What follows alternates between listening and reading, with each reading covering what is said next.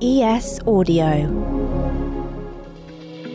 Welcome to the Evening Standard Theatre Podcast. I'm Nick Curtis, Chief Theatre Critic. And I'm Nick Clark, the Deputy Culture Editor. Here's what we got coming up on this episode. Up first, we'll be reviewing God of Carnage at the Lyric Hammersmith. That stars Doctor Who's Freema Agyeman. It's written by Yasmina Reza, translated by Christopher Hampton, and directed by the Lyric's Associate Director, Nikolai Labari. For our second review, it's Red Pitch at the Bush Theatre, directed by Daniel Bailey. He shoots, then he scores, and the crowd goes wild. This is by Evening Standard Award winner Tyrell Williams and stars Kedar Williams-Stirling, Emeka Sese and Francis Lovehall. And we'll be joined by Paul Bazely, who plays Gandhi in The Father and the Assassin at the National Theatre. The first time I worked here was 31 years ago in Ian McKellen's Richard III, and as a young South Asian British actor, I wasn't ever quite sure of my place at that time here. And gradually I've seen, that we're allowed to tell all sorts of stories in this space that maybe wouldn't have been, not allowed, but just not considered. Welcome back to the pod. Nick, you're back. I am back. I was in Croatia for 12 days and it was lovely, but I have to say it's wonderful to be back in London. I've had my first couple of shows this week, couple of exhibitions. Excellent. I can never get enough of this place, really. Well, we're currently operating a one-in, one-out policy because Nancy is on holiday. She's sunning herself in Greece, very luckily. Yeah. So it's just you and me today. It is. I'm sorry, when I was away, I really regretted bitterly missing the interview you did with Ian McKellen and Roger Allen. Oh, it was great. Frank and really Percy.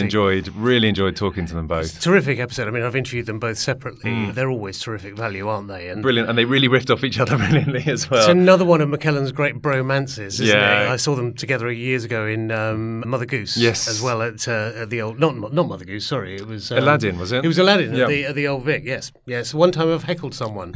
Alan came on and as Abanazar and said, "At midnight I turn into an actor," and I said, "Oh no, you don't." Anyway, probably good that I wasn't here to interview him then, but terrific episode. For anyone who hasn't listened to it, do catch up on last week's episode. And what's brilliant about them, they sort of quietly disagree on all sorts of things. It's great, including heckling. There's a moment when Ian McKellen is talking very deeply about how great theatre audiences are and how he doesn't mind activity in the stalls during a performance, and Roger Allen recounted a very funny story about being heckled while he played Prospero, being booed by an American punter. Fantastic. Well, you can find that interview at standard.co.uk, including all our previous episodes. As we said, Nancy's off this week. She's in Greece. We're very jealous, but we will press on. We'll press on and talk about what's going on this week. Well, I think what caught both of our eyes was it's the National Theatre's 60th anniversary coming up. Do you remember the 50th, the big celebrations? I do, yes. My colleague Sarah Hemming wrote the book about it. Oh, wow. I think, wrote the sort of handbook of the National Theatre as a result of that. I don't think I actually saw the 50th celebration. I think, weirdly, I was working. It was pretty amazing. Someone else, was it? Yeah. And I think I remember at the time writing about is whether Peter O'Toole was going to appear or not. And now that I've said that, I can't remember if he did or not. That would make sense. That would be about the right timing, but he was very frail at that stage of his life, so possibly not. But I know they did have an incredible sort of roster of stars and previous alumni, writers, directors, designers as well. Yeah, and did little sort of sketches from shows and things like that. It was a brilliant celebration. And so for the 60th anniversary, they're doing another brilliant celebration, but in a very different way, because they're going to mark this anniversary by making available 3,600 tickets to 16 to 25-year-olds, free tickets, which is a brilliant thing to do. Yeah. I mean, and really good productions on offer. We had a little look at the list, but it's things like Dear England and Ocean at the End of the Lane and The Effect. Really top quality theatre. It's really terrific, and it's there sort of fostering the next generation of theatre goers. It's truly making it a national theatre, more of a national theatre than it actually is, which is something that I think Rufus Norris very much made it his mission to do with co-productions, but also continuing the outreach work by his predecessors to get younger audiences into the building. Because there used to be a statistic, this might be apocryphal and it's certainly probably out of date now, that the average National Theatre goer was 68 years old or something. I think it's moved down a bit. I think it's probably shifted down a bit. I think plays like Dear England would have shifted that demographic quite a bit. It's great. I wonder why they didn't give 6,000 for the 60th anniversary. Is there some? This is obviously a multiple of 6, 6,600. But I wonder if there's some some maths in there that we don't really understand. But we're arts journalists, we don't do maths. We're arts journalists, we don't do maths. Exactly. If only we had a business journalist. Elsewhere. Yes, Elsewhere. indeed. Elsewhere in news. Well, I think you drew this one out, Nick. Tell us about it. Well, I was very interested to see there's a mega musical coming along next year. We have to wait till October, but The Devil Wears Prada is going to be on the West End stage in the Dominion as a new musical with music from Elton John. Indeed, yes. Lyrics by Shana Towell, book by Kate Weatherhead. Neither of these are people whose work I'm familiar with. I presume they mostly have worked in the American market. And the director, Jerry Mitchell, we do know his work. We do. We know a little bit of his work. Yeah. He is an American director and choreographer, but he choreographed On Your Feet and he directed Kinky Boots. Kinky Boots, which many of our listeners, I'm sure, will have seen. Both over here and in America, I believe. He also did the American production of Legally Blonde and sundry other, many major musical projects. So this is quite a big deal. Massive. I would say. Yeah, the Dominion has been a sort of slightly. It's weird that London always has these ghost theatres that things sort of drop off the edge of theatre land, as it were. Years ago, the Piccadilly was one of them. The Playhouse was one until Cabaret really sort of reinvented that. The Dominion has been this. It's a big old barn of a theatre. It's one of the only four that I think seats more than 2,000 people. Recent years, it's been basically just the home to sort of big cash cows like Grease, Dirty Dancing, Elf the musical at Christmas, which was famously, briefly, the West End's most expensive ticket. Indeed. But this is obviously a bit of a punt, really, because nobody knows. I mean, obviously Elton John is a name to conjure with. And I think the property, the name of it, IP. is big enough. I mean, I was talking to a producer this week, actually, just saying that the West End is booming, and it's booming with projects that people know. It's, the old school shows that have been running for years. It's the ones that are adapted from big name books and the ones with stars. So the other question is, who is going to play the Meryl Streep role? And that will be crucial casting. Absolutely. I mean, it'd be great if they could get Meryl Streep. Then that would be sold out for years. Come on, Meryl, come over here. It's time, I think, that you made your West End debut. I don't think she's played the West End. I'm not sure how much theatre she actually does. Right. I don't think she has. But, one thinks of Glenn Close did Sunset Boulevard. Absolutely. It's about time Meryl came here, I think. Come on, Meryl, home of theatre. The Evening Standard Theatre podcast demands it. Come on. And come on as a guest as well. You'd be most welcome. Yes, absolutely. Yeah. Right. No, well, very exciting. I think that's going to be great to look forward to. Absolutely. Right, should we press on? Press on and review some shows. Yeah. Right, for our first review, it's God of Carnage at the Lyric Hammersmith. Straight back from holiday, I went to see this on a Wednesday afternoon over in Hammersmith, wondering how it will have stood the test of time, because I remembered seeing the original London production back in 2006, and it had slightly iffy reviews. We opened while I was away and had slightly iffy reviews. I have to say, I really enjoyed it. This is, it's a comedy of middle-class manners. Yes. Really. Or no manners. Or no manners. But it's basically an examination of how far away we are from primal savagery. Absolutely. Really, all of us. I mean, you saw it just this week as well, didn't you, Nate? What did you think of it? Yeah, I did enjoy it. The setup was just the sort of thing I really like. Just a four-hander, two sets of couples, basically, and a very simple premise. They're meeting in an apartment, basically because the son of one couple has hit the son of the other couple in the face with a stick and dislodged some teeth. So they're there to discuss what happened and how best to proceed from there. And very quickly, things spin out of control where people start attacking each other, at first just verbally, and then actually it all sort of spirals really out of control. But it is about how far we're away from, civility and the masks we wear, all of that. Yeah. I did enjoy it. I thought the translation by Christopher Hampton was excellent. The problem I found with it was that the mechanics are quite on display in the sense of, essentially, you can see that all the people are going to split apart from each other, form alliances with other people, split from them, come back again, and the sort of rotating, fighting and making up, you sort of saw, it's sort of very obvious. It is very obvious, and there's a sort of shifting of allegiances amongst the four of them, isn't it? That, initially the two couples are arrayed against each other. They're very, defensive, obviously, of their position, so they present a unified front each against the other. But then suddenly the men start allying together and the women start allying together. Then they start attacking each other. Freema Agyeman plays Veronica. Her husband, Michael Novak, is played by Martin Hudson. The other couple are played by Ariane Bakare and Dinita Gohill. So as you say, I mean, the mechanics are very much on display, and also they don't really make sense. The mechanics. If this play was a machine, it wouldn't actually function because it doesn't really sort of make any sense that these incredible flashpoints that are reached are then sort of instantly forgotten in a second.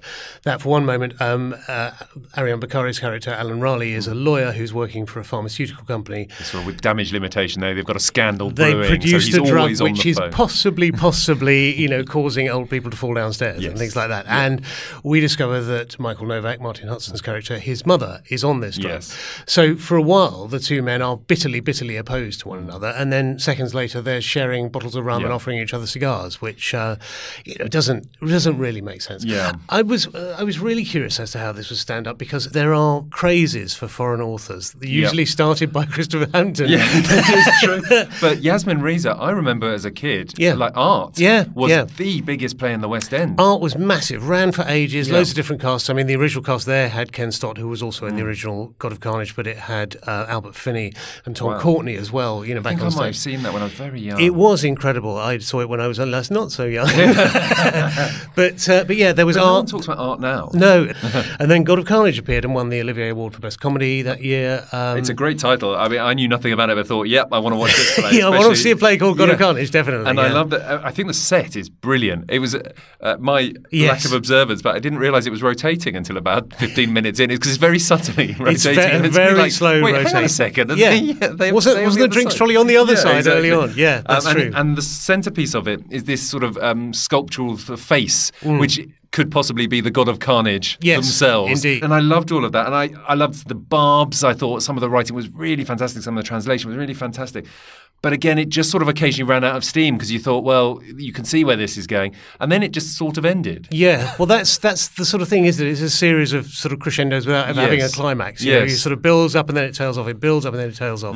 I like the performances. I loved Freema Agyeman. I thought she was great. This sort of Richter's grin on her face, she's vibrating like a sort of plucked violin string through the course of the whole thing. Because I've read some reviews that have talked about how it's very stagey, very self-consciously. All of the performances are very, they are acting. Theatrical. And actually, I thought that really suited the piece because I thought all of this is about the mask we wear. It's about the performances we put on in the company of others and what happens when you strip those layers away. And it's just making it obvious that everything is a performance. Yes. So I had no problem at all that it was, slightly mannered or I agree. I think Nikolai Labari, the director, has turned it sort of absurdist. Yes. There is an absurdist tone to it, so it is heightened. One thing as well about the title, I always assumed that the God of Carnage was the child. The children are effectively the gods of carnage. They're just completely self-centered. You don't see that they're sort of in the background. Yeah. But there's a quote in the play that the parents of the boy who's hit the other child describe him as a savage, and children are savages, aren't they? Until they get until they get social. You'd know better than I would. No comment. But yeah. So I mean, it does feel like a bit of a throwback. It does sort of remind me when Yasmina Reza was all the rage. That was before. Christopher Hampton sort of went off and made Florian Zeller. Exactly. And made him all the rage. And now who talks about Florian Zeller these days? I mean, he went off to make films of those plays, most of which didn't really work terribly well. Well, he got an Oscar for Anthony Hopkins for The Father. True. I mean, actually, I'd tell a lie. The Father, that was an extraordinary performance. But The Son, I think, appeared in... Disappeared Without Trace. Disappeared Without Trace last year, yes. And quite rightly so. And we should also mention that those of a weak disposition, or certainly who are not feeling their very best, might be warned. But there is a, should we say, upchuck scene that is extraordinarily visceral, I found. Yeah. So, yes, do be warned on that. Funnily enough, I went to see a film this week called The Trouble with Jessica, where people bang on all the way through about the lead character's clafoutis that he's prepared. And I was thinking... I had a feeling God of Carnage revolves around a clafoutis, and then I went to see it, and of course it does. Yes. Everybody eats the clafoutis, but not everybody keeps it down. Not everyone keeps it down. But, all credit to... I wonder whether clafoutis was as funny in the original French as it seems in the English. There was an anecdotal story that certainly Art was not meant to be a comedy until Christopher Hampton got his hands on it, and that Yasmina Reza was a bit miffed that the audience were laughing at it, but that may be unjust to her, and it may just be some sort of showbiz rumour, that one. But yeah, so all in all, definitely worth a look, I'd say. But, a strong three. Strong three, probably, but yeah, interesting. Blast from the past. Yeah. Anyway, I think it's probably time for a quick break now. Coming up, Paul Bazely joins us from the National Theatre to talk about his role as Gandhi in The Father and the Assassin. Make sure to hit follow on this podcast so you never miss an episode. We'll be back after these.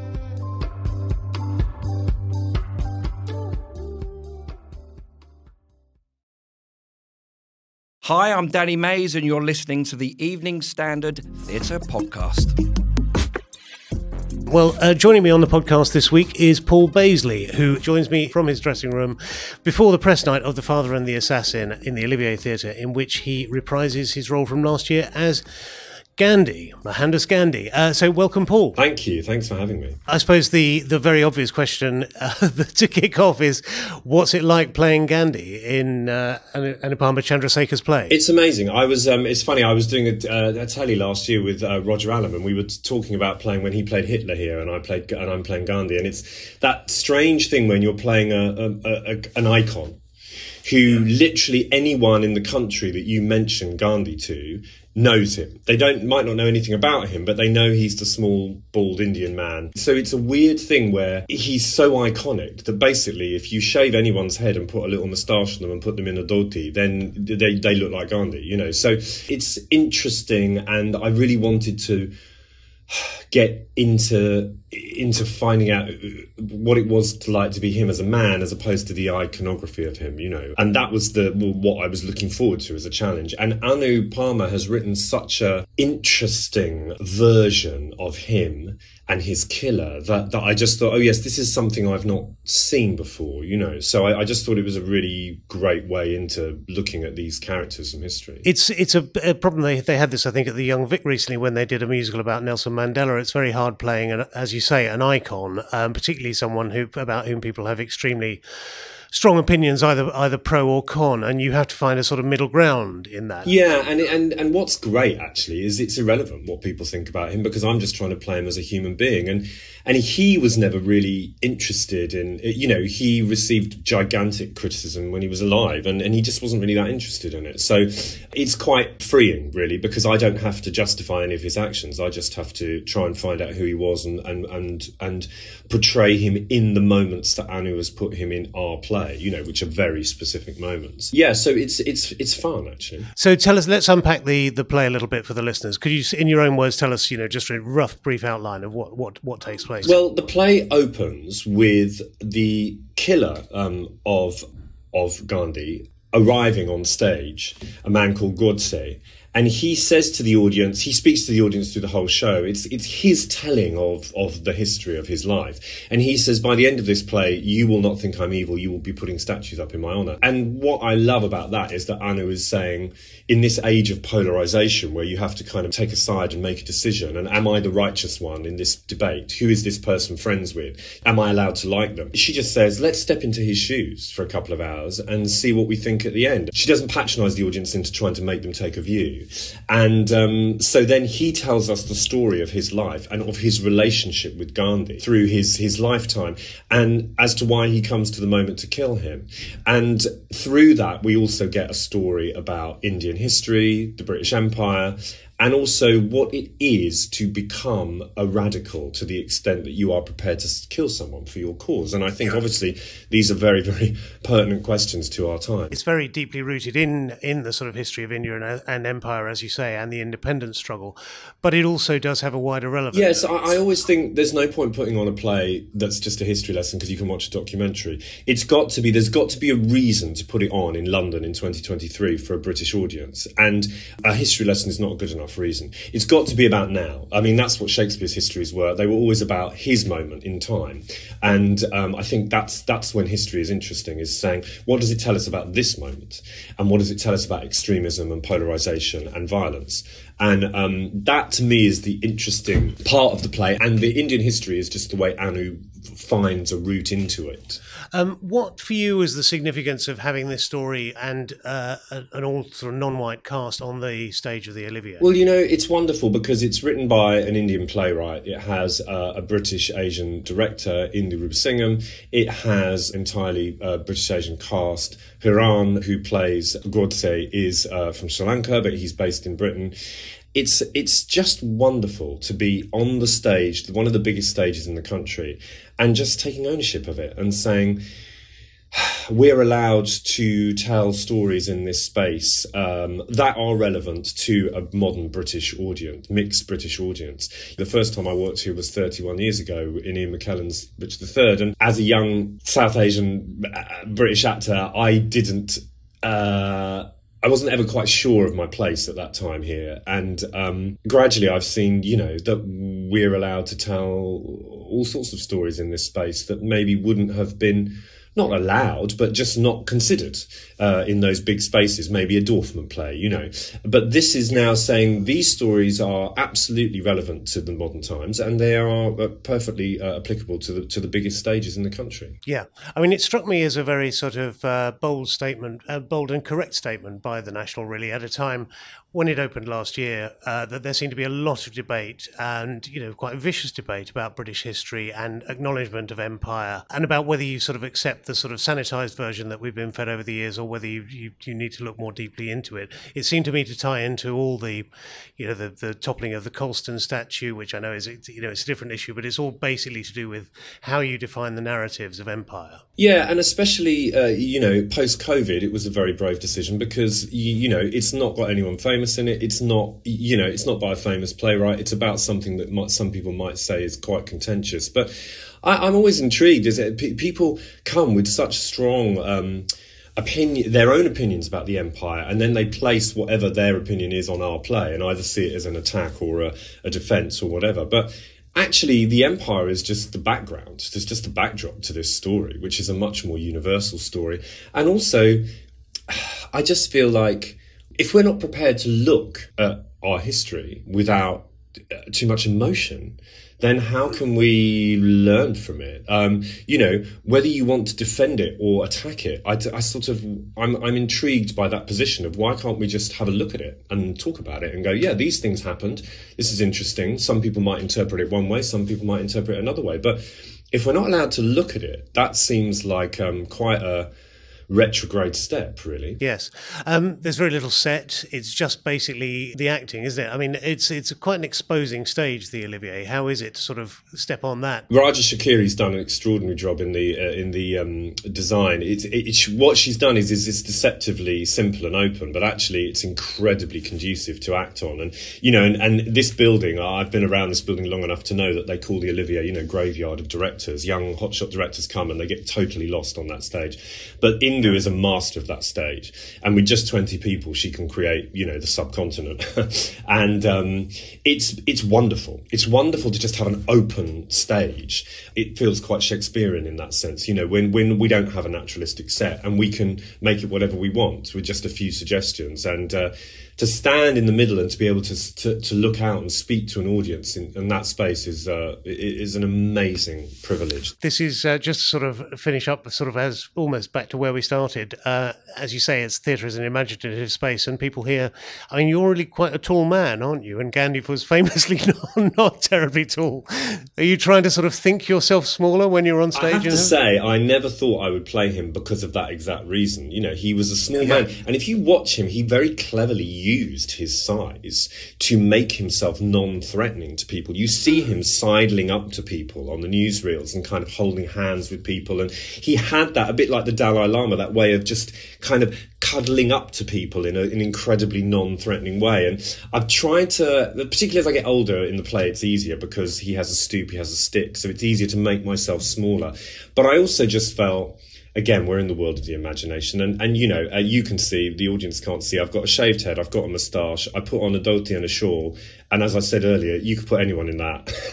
I could put you in that, and someone go, oh, you dressed up as Gandhi. Fortunately, that helps me. But yes, I in the end, I just felt, if I can capture, and actually, in fact, I watched a lot of the Dalai Lama and a lot of Desmond Tutu, because I felt that they were very much modern day equivalents, always laughing, always kind of charming their opponents. I tried to find that in him, as opposed to having to just depend on my height. Terrific. Well, Paul Bazely, thank you for joining us hours before you're going on stage for press night. Thanks ever so much for coming on the podcast. It's been an absolute pleasure. Thank you so much. Right, let's go to the ads. Coming up in part 2, we review Red Pitch at the Bush Theatre. See you in a sec.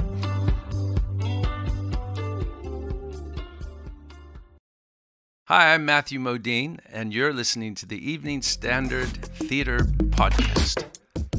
Welcome back. Right, on to our second review. Listen, let me educate you, yeah? Anything you want in life, you're gonna have to work twice as hard to get it, bro. Yeah, I do work twice as hard.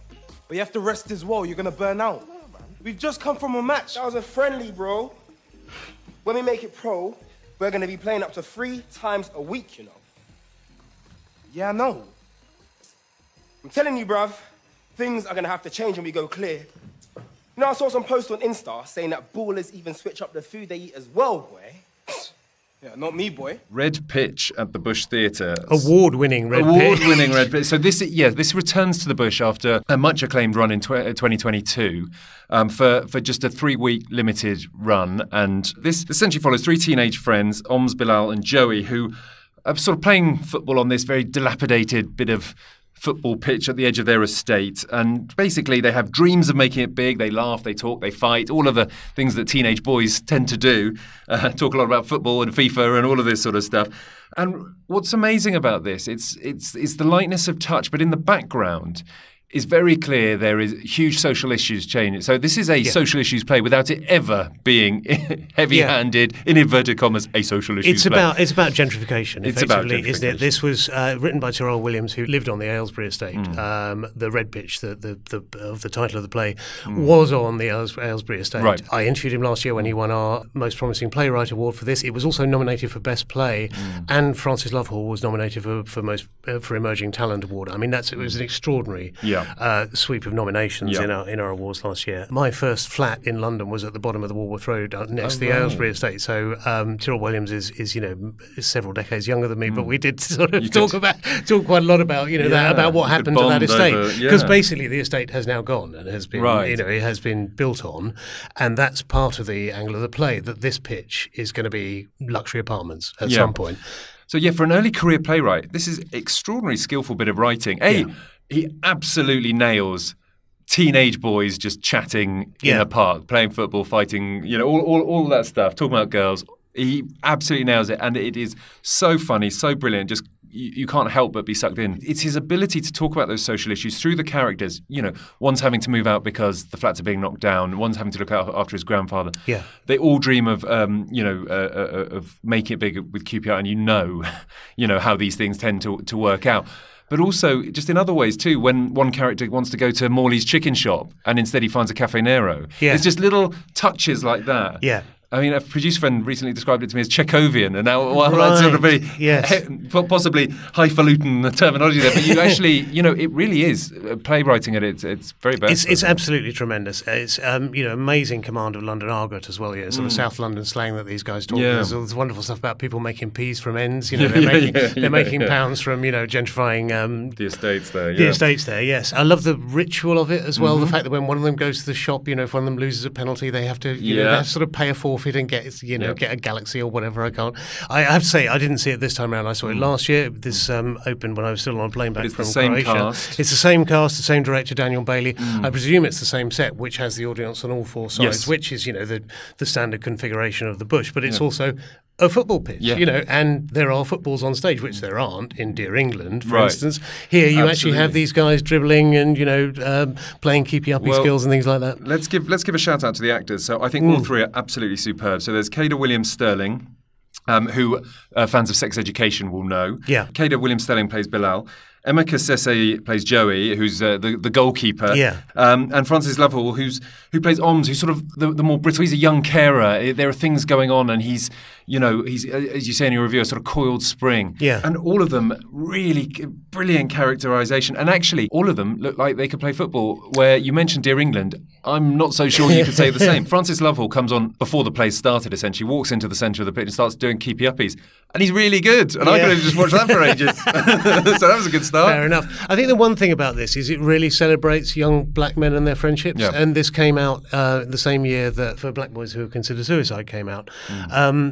And it was just immensely refreshing to see, you know, the vitality of this demographic sort of celebrated and young male friendship being celebrated. It was absolutely tremendous. And different stories and not stereotyped and any of that stuff. So it absolutely was fabulous, absolutely fabulous. I mean, I interviewed Tyrrell Williams last year when he won the award, and I'm sure he wouldn't mind me saying that he was quite a handy footballer himself when he was young. He blames training in Dulwich Park in the winter for messing up his chances, that it sort of damaged his feet a bit. He also is or was then certainly a carer for a relative with Alzheimer's. So he's drawing, but I mean, turning it into absolute gold. And I think it has been a step up to him for another writing career, you know, in television and absolutely. Well, I'm so looking forward to seeing what he does. Yeah. There's so much to this play. I was really blown away by it, and it's funny. I read a rival review from last year, which said, keep a note of these names. Which, absolutely, every single actor, the director, and the writer. Yeah.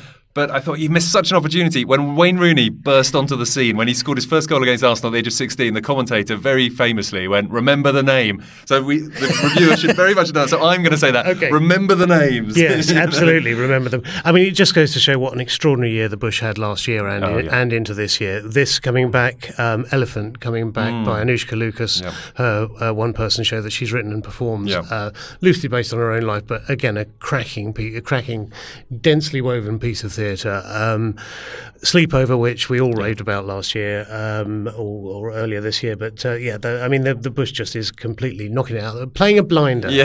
And August in England, of course, you know, Lenny Henry's playwriting debut, which he also performed, which you can hear the interview he gave us on this podcast if you check in the notes. Absolutely, but essentially you can't miss anything that goes on at the Bush at the moment. You can't. It's absolutely the venue to go to.